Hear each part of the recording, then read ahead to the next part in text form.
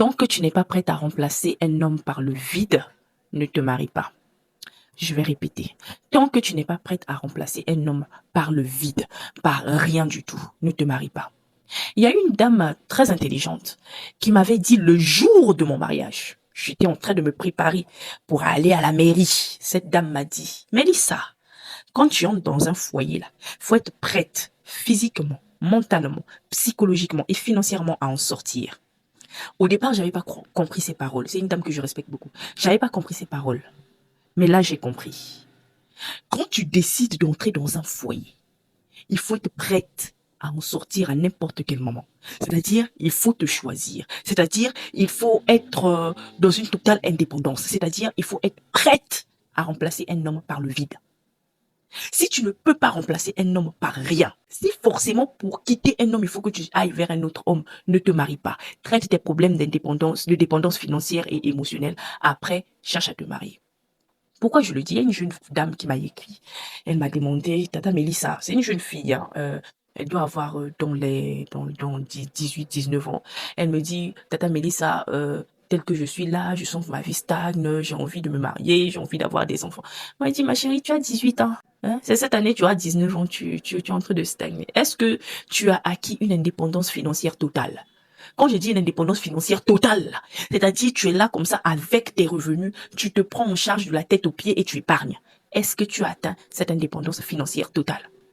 Est-ce que tu as atteint une indépendance émotionnelle? C'est-à-dire tu vis pour toi, tu vis en fonction de tes objectifs, de tes capacités, de ta vision. Tu vis pour ton évolution et ton épanouissement. Tu ne vis pas pour la validation des gens. Une fille de 18 ans n'a rien à foutre dans un foyer, je suis désolée.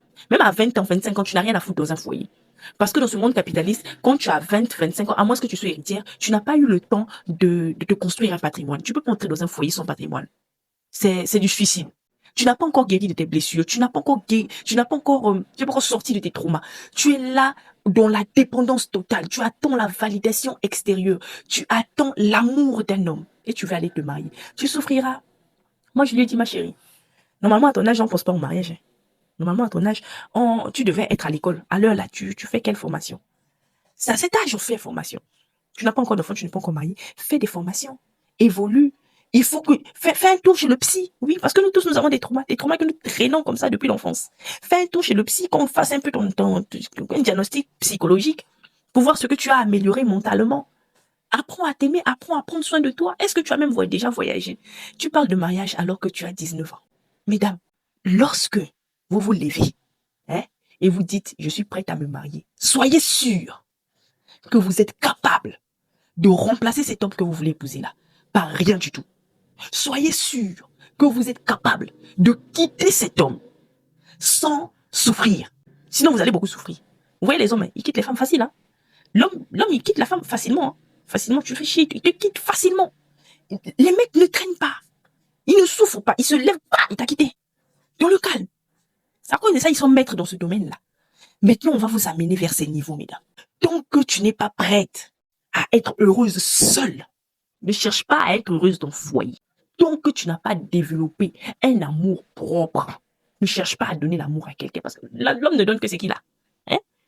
Peu importe la personne, l'être humain, tu donnes que ce que tu as. Si tu n'as pas d'amour propre, tu ne pourras pas aimer. Donc tu ne peux pas te lever dire que tu vas aller dans le foyer. Tu n'as pas d'indépendance financière. Tu n'as pas d'indépendance émotionnelle, tu n'as pas d'amour propre, tu n'as aucun objectif, tu ne te connais même pas toi-même. Comment tu vas savoir avec quel genre d'homme tu peux marcher? Tu te connais pas toi-même. En 2026 là, à partir de 2026 là, vous allez un peu déposer cette histoire de mariage là. Hein? Vous mettez ça, c'est pas que vous abandonnez totalement, ce n'est plus le projet, non. C'est-à-dire vous vous concentrez sur autre chose. Déjà, normalement, le mariage ne doit pas faire partie des projets d'une femme. Mais c'est pas toi qui vas demander garçon en mariage. Donc, pour clore mon propos, tant que tu n'es pas prête à remplacer un homme par le vide, ne te marie pas. Et lorsque tu vas te marier, à l'instant T, tu franchis le seuil de la porte de la mairie.